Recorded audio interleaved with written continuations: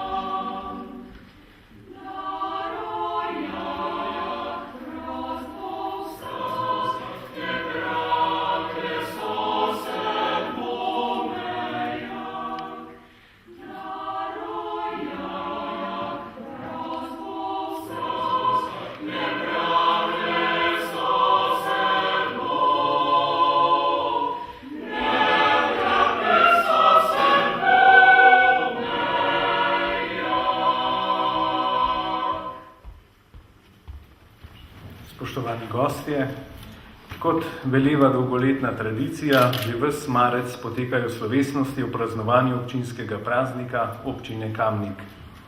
Praznovanje nas je združilo tudi nocoj na predvečer rojstnega dne našega velikega rojaka Rudolfa Maistra.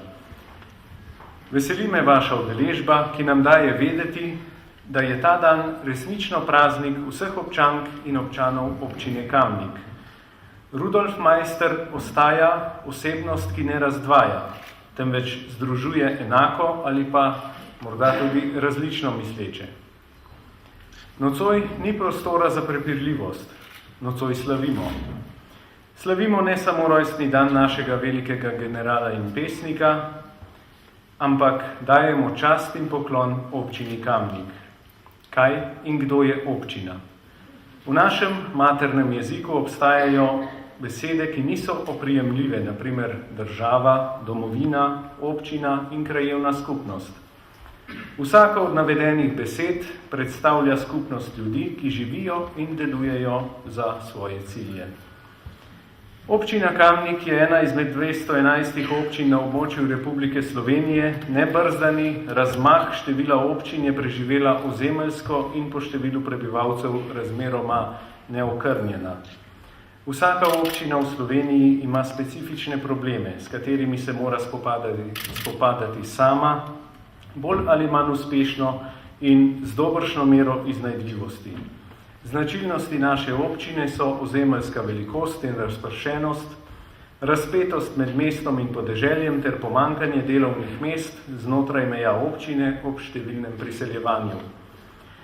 Danes to vidimo kot problem, v prihodnosti, ko bo spremljevalna infrastruktura sledila razvoju, bodo vse te značilnosti postale dodana vrednost občine. Kamnik še kako čuti zamah krize in nedelovanja gospodarstva kot posledico. Investicijski del proračuna predstavlja 28% delež.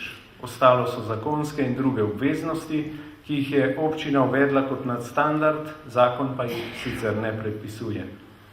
Največji delež porabe odpade na področje družbenih dejavnosti, kjer vrtci predstavljajo skoraj tretjino proračuna. Kasneje bodo sledile šole. Podobno kot gradnja avtocest, dokler niso zgrajene v celoti, se samo predstavljajo ozka grla.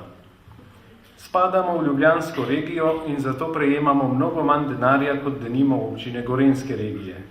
Počutimo se nekako kot revež v bogataški četrti. Veljamo za razvite, a smo razviti zgolj na papirju. Dobršen del občine je brez kanalizacije, nekateri celo brez vodovoda. V času od zadnjega občinskega praznika smo se posvečali najrazličnejšim problemom, ki se vlečejo že kar nekaj časa. Gre predvsem za premoženjsko-pravne zadeve, ki jih je potrebno rešiti, saj jemljejo energijo za druge projekte. Uspešni smo bili pri poravnavi z družbo Ecofil, družbo Proteo d.o.o. iz Kranja, kjer je bila njihova tožba zavrnjena, imamo pa tudi neporavnane račune z družbo Vegrad d.d., ki se je z urbanistično pogodbo iz leta 2005 zavezala, da bo izvedla določeno komunalno opremo in zemljišča prenesla v last občine. Ker tega ni izpolnila, jo občina Kamnik terja za navedeni znesek, ki je bil določen že v urbanistični pogodbi. Ker je zoper omenjeno družbo uveden stečajni postopek, je občina ta znesek v postopku priglasila za svojo terjatev. Veliko naporov je bilo potrebno vložiti v postopek poravnave za zemljišče v Volčjem potoku. Pogajanja s kmečko zadrugo so bila naporna, a so obrodila sadove. Neuspešni pa smo še vedno na Starem gradu, kjer se je najemnik pravzaprav zagradil in preprečuje dostop običajnim sprehajalcem. To je z dopisom sporočil tudi vrtcem in šolam, da njihove skupine niso zaželjene na območju Starega gradu. Najemnik s tožbo uveljavlja plačilo zneska 424.500 evrov iz naslova najemnega razmerja za objekt Stari grad. Po trditvah najemnika naj bi le-ta imela izpad prihodka na navedenem objektu, kjer je tožena stranka zavračala priklop objekta na javni vodovod in ker ji ni pritrdila prijavljenega obratovalnega časa. Zadeva se seveda rešuje na sodišču, problem pa se vleče in se bo vlekel še kar nekaj časa. Žalost za kamniški turizem je to, da bi bila to lahko lepa razgledna točka in turistični potencial. Drugačna je zgodba pri kamniški kavarni Veronika, kjer je šlo za predčasno prekinitev pogodbe na željo najemnika in občine. Decembra je kavarna spet odprla svoja vrata in beleži dober obisk glede na dane razmere. Dober obisk je beležila tudi družba Velika planina d.o.o., saj bilance kažejo, da je bila izguba v lanskem letu približno 75.000 evrov, kar je dobro glede na prejšnji 2 leti. Leta 2010 je izguba znašala 179.642 evrov, leta 2009 pa kar 427.829 evrov. Če bo sezona ugodna, predvsem gre seveda za vremenske razmere, ki vplivajo na število prepeljanih potnikov, direktor Dušan Bombač ocenjuje možnost pozitivne ničle kot realno v nekem srednjeročnem obdobju. Svojo vlogo pri spodbujanju turizma bo moral opraviti tudi Zavod za turizem in šport v občini Kamnik, saj naj bi tam potekala koordinacija turističnih ponudnikov. Upam, da se bo turistični ponudbi s časoma pridružila tudi Maistrova hiša. Po pogajanjih z ljubljansko nadškofijo in današnjim podpisu pogodbe o priznanju solastniškega deleža med občino Kamnik in župnijo bo možno vlagati javna sredstva v obnovo notranjosti hiše. Urediti bo možno Maistrovo spominsko sobo. Prva lastovka ne prinese pomladi, a začetek oživljanja Šutne bi to vsekakor bil, s tem pa tudi zaključene dolgoletne polemike okrog Maistrove hiše. Na prihajajoči seji občinskega sveta 25. aprila bomo obravnavali spremenjeni ureditveni načrt K9 šole v drugi obravnavi. Mnogi zamenjujejo ureditveni načrt s projektom. Ureditveni načrt je prostorski akt, medtem ko je projekt načrt za stavbo. Če bo ureditveni načrt sprejet, bo možno začeti s pridobivanjem gradbenega dovoljenja za osnovno šolo Toma Brejca, ki je po novem ureditvenem načrtu predvidena kot prva za sanacijo in dogradnjo. Ocena potresne varnosti je slaba, mnogo slabša kot sosednja šola in zato se tudi mudi. Slišati je kritike, da smo eno leto tavali, zdaj pa se vrnili na izhodišče.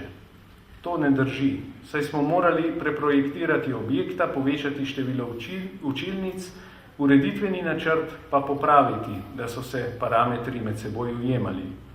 Kdor ne verjame, se lahko obrne tudi na upravno enoto Kamnik. Če bi bilo vse tako neproblematično, ne bi trajalo toliko let in bi morala ena šola stati že kar nekaj časa. Na aprilski seji bodo svetniki odločali tudi o občinskem prostorskem načrtu v prvi obravnavi. Če bodo dali zeleno luč za nadaljevanje, sledi javna razgrnitev v sredini meseca maja, ki mora po zakonu trajati vsaj 30 dni. Ko bodo zbrane pripombe zainteresirane javnosti, nas čaka trnova pot postopkov na ministrstvih, a to je že druga zgodba. Spoštovani, pred nami so zahtevne naloge, še toliko bolj ob predpostavki, da nam gospodarski kazalci v državi ne kažejo najboljše slike. Vseeno mislim, da je v naši družbi preveč pesimizma, ki smo ga vsak dan deležni z vseh strani. Preveč je iskanja ozadij, preveč nepreverjenih dejstev, ki naslednji dan postanejo velika zgodba, a to ni. Ko je Rudolf Meister vstal sredi vojašnice, ko so bili avstro-ogrski oficirji proti njemu in Slovencem, se ni spraševal, kaj bo, če bo, temveč je verjel v svojo in narodovo idejo in jo tudi izpeljal.